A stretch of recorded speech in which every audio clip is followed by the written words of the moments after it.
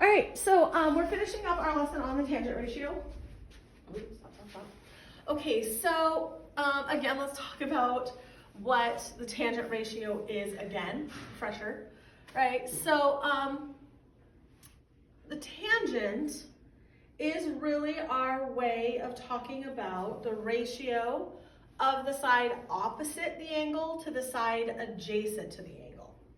Okay? So basically what this means is that if I have a 35-degree angle, or whatever my angle is, I know what the ratio of the opposite to the adjacent side is going to be, opposite to adjacent side. Okay? And the ratios of the opposite to adjacent side for basically any of our acute angles are programmed into our calculator. Meaning, if I know, for example, if I know this angle is 20 degrees, I know what the ratio of A to B is going to be. Okay? I know that the ratio of A to B is going to be, I can get out my calculator, I can type in the tangent of 20. I know the ratio of A to B is going to be 2.2, approximately. Does that make sense? So if I know the ratio, I know the ratio of A to B is going to be approximately 2.2. If I knew either A, is that in your guys' way? That's fine. Oh, okay. If I knew either A or B, I could find the other one. Do you guys agree? Like, all I would have to know is that if this is a 20-degree angle, I know the ratio of A to B is approximately 2.2, because my calculator told me so, right? That's the ratio. It's just basically programmed in. And again, before they had calculation program, and they had what they called trig tables that would have the tangents of all of these common, like all the angles from 0 to 90. And then I could use that to then solve problems, okay? So, for example, so here's a problem we're going to solve using this new idea of tangent ratios. So this is task 3 on that bottom of that next page. So here we have Kathy is looking at Washington Monument located in Washington, D.C. The monument is 555 feet tall. From where she is standing, the angle made between the ground and the top of the monument is 75 degrees. How far away is she from that monument? Okay, and so this is one way in which trig, or this trigonometry, these tangent ratios are used to find unknown values. Okay, so if I have, so first step is draw a picture of what's happening. We've got Kathy, let's say we have the Washington Monument, which if you don't know is really just a really big pillar, right? It looks like just a big pillar made of stone. Okay, and then we have along the ground over here, we have Kathy standing. Okay, we know the height of Washington Monument is 555 feet. Okay, from where she is standing, the angle made between the ground and the top of the monument. Okay, so meaning the angle from the ground, from where she's standing, to the top of the monument. So that angle, right? Okay, so that angle, so from the ground to the top of the monument here, we know this angle right there is 75 degrees. Okay, how far away is she from the monument? We're trying to find that. Okay, now I don't know enough to find that without using that 75-degree angle. I can't use the Pythagorean theorem here. To use the Pythagorean theorem, you need to know 2 sides and finding a third. I don't know 2 sides, I only know 1. But I know the angle, okay? And I know there is a set number that for a 75-degree angle, the ratio from opposite to adjacent is fixed. Does that make sense? Like it is just a fixed number based on similar triangles. So I know that the tangent of that 75 degrees, okay, is equal to the ratio of opposite to adjacent, right? Which in this case is 555 over x, right? Opposite, this is the opposite side. This is the adjacent, if we're looking at the 75-degree angle, right? So the tangent of 75 degrees is 555 divided by x. But again, the tangent of 75 degrees is a fixed number. That ratio of the opposite to adjacent is always going to be a fixed number. And so I can use my calculator and I can figure out what the tangent of 75 is going to be. It's approximately negative 0.42. Oh wait, I'm in the wrong mode. I was like, you shouldn't have a negative, makes no sense. Does that make sense? In this, like, how does the ratio of opposite to adjacent be a negative? It's not, I'm in the wrong mode. So I had to go to mode, change my, do you see there? Like, and this is the same in your calculator. Angles can be measured in both radians or degrees. Always double check before using a trig function that you are in degree mode. It's basically the difference between measuring in inches and centimeters, okay? So we have to let our calculator know what version we're going into. Okay, so if I go back out of here. Okay, so now if I rerun that tangent of 75, we get 3.7. That's better. The ratio of the two is approximately 3.7. Okay, but here's a trick with trig. We don't want to round. Because as soon as you round, your answer is no longer accurate. So we know that this tangent of 75 is some number, like 3 point something, right? So we're just going to treat this like it's a number. Okay, does that make sense? Okay, and I need to solve for x, right? So can I use means extremes? Can I put this over 1 and use means extremes? Yeah. Okay, so then my extremes are x and the tangent of 75, right? Again, this is just a number. We've looked at in our calculator, it's more than 3, like 3.7 something. Okay, so I would take x times the tangent of 75, so I'd have x times the tangent of 75 equals 555 times 1. Again, tangent of 75 is a number. We just looked at it, it's 3.7 something. So how would I solve for x? I have x times 3.7-ish. Divide both sides by the 3.7-ish, right? Which is the tangent of 75. So then x is going to be equal to whatever 555 is divided by the tangent of 75. Now this is where I actually do my calculating. I grab my calculator, I type in the 555 divided by tangent 75. Double check, make sure I'm in degree mode. 555 divided by the tangent of 75, and I get 148.7. Here's where I would do my rounding, approximately 148.7. And then ask myself, does it make sense? Would it make sense for her to be standing 148.7 feet away? Sure, right? That's not even a mile, right? 5,280 feet is a mile. So, I mean, 148 feet is fairly far. Football field away, right? How long is a football field? 300 feet. 300 feet, so half a football field.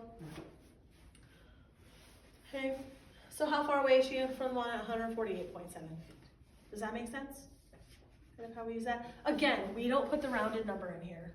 Because if I would have put 3.7 here, and just would have taken 555 divided by, because we did the tangent of 75 again, is 3.7.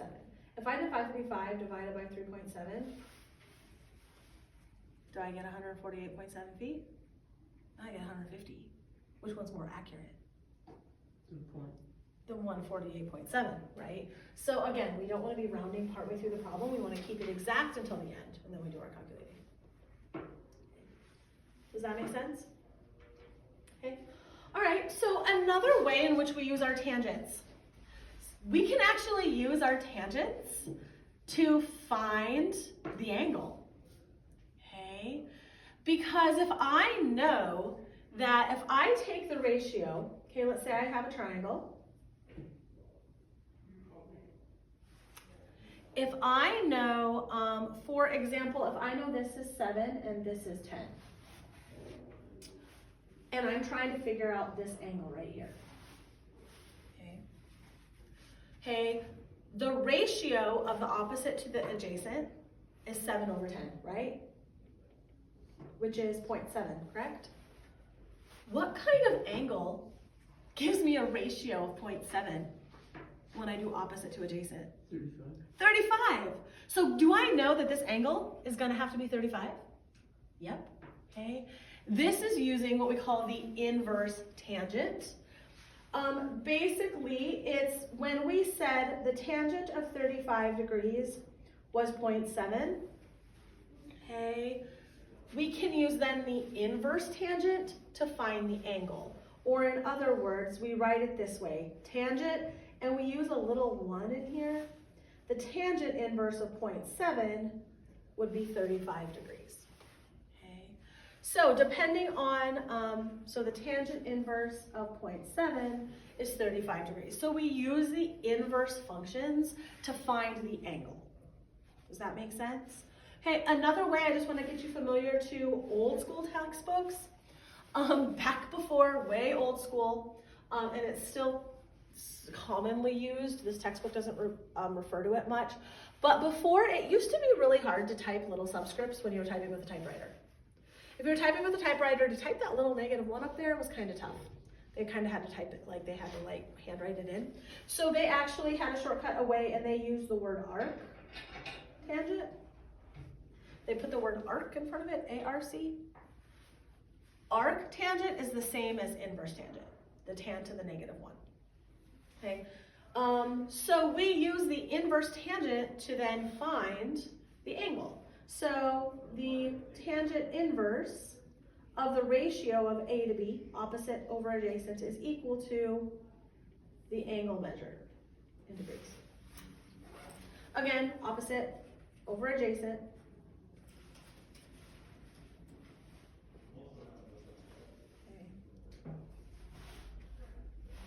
So if the tangent of angle A is A over B, then the tangent inverse of A over B is angle A. Okay? So we use that tangent inverse, and your calculator has a tangent inverse button, okay, that we can use. It is, if you notice, it's the little blue right above tangent. That's tangent inverse. That is also very mode dependent, meaning you have to tell it whether you want your angle in radian or degrees. So always double check that you're in degrees. So I can find, if I do the inverse tangent of 0.7, what am I gonna get? 35. Yeah, 34.99. Because is the exact tangent of 35.7? No. No, it's approximately, right? The tangent of 35 is 0.700. Okay. Does that make sense? So we use that inverse tangent if we're looking for the angle. Okay, so in this next one, this is our last one for today, and then we'll just practice the rest of the hour. So we have an angled wire supporting a wind turbine, is anchored 10 feet away from the base of the turbine. Okay, so we have a wind turbine. I don't know. This is my face. Okay, so there's my wind turbine. Okay, we have a wire, an anchored wire, because right, they have wires that go out like that to anchor it. An angled wire supporting a wind turbine is anchored 10 feet away from the base of the turbine. So I know this distance from here to here is 10 feet. For safety reasons, the wire must be attached 12 feet up the turbine, meaning it has to be attached 12 feet up the turbine. For safety reasons, it has to be up 12 feet. We want to find the measure of the angle between the turbine and the wire. Okay, what angle are we looking for? Is it the one at the top? Yeah, we're actually looking for this angle here. Okay, and often when we're looking for an angle, we use a Greek symbol called theta. Theta, it's a Greek letter of the alphabet. It's kind of a default for if we're looking for an angle. We use a theta, and I believe I used theta alpha beta before. I think we were doing angles way back when, maybe not. It's a Greek letter of the alphabet, so when we're looking for an angle, we use the theta, okay? But you wouldn't have to, you could label it ABC, whatever variable you want for that, but we're looking for an angle measure, okay? So here I'm looking for the angle measure, so I know for that angle, this 10 is the opposite side, right? And this one is the adjacent. So if we just set up just the standard, I know the tangent of theta is gonna equal 10 over 12, right? Opposite over adjacent? That's the tangent function, the tangent. But I'm looking for that missing angle, right? So I want tangent inverse. So the tangent inverse of 10 over 12 is gonna give me theta.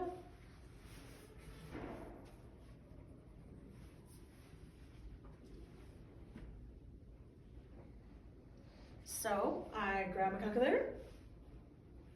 Second tangent, 10 over 12. The ratio of opposite to adjacent is 10 over 12. What kind of angle has that same ratio of 10 over 12? It's a 39.8 degree angle.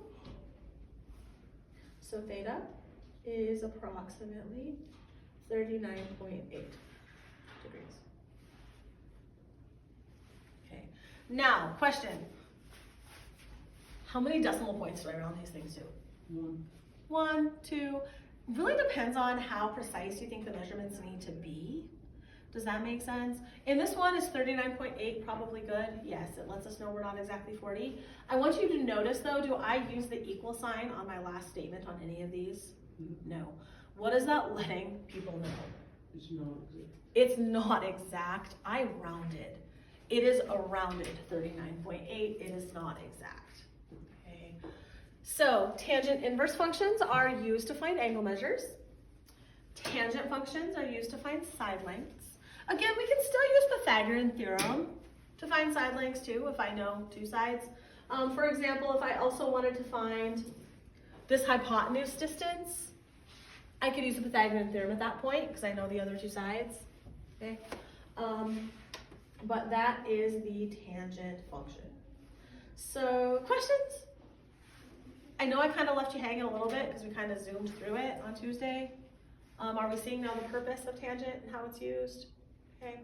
2 through 24 even. So our plan is I will have the answer key available. As soon as you get it done, come correct it. If you get it in a study hall, if you get it in class, you might. It's only 12 problems. You've got 35 minutes. You might get done in class. Correct it, and then we plan on the beginning of class on Monday taking a short quiz on this, and then also doing the next lesson on Monday. Mainly because when I was just planning out for the next few weeks, it had us taking a test like the Monday, like the Tuesday after Easter. I don't want to do that because over Easter weekend we have a 4-day weekend again. We have that Monday off for Easter. I don't want to have a test that Monday after. I'd much rather just get it done before we go and then not have. Does that make sense? All right, so we've got 35 minutes. Let's see how much of this we can get done.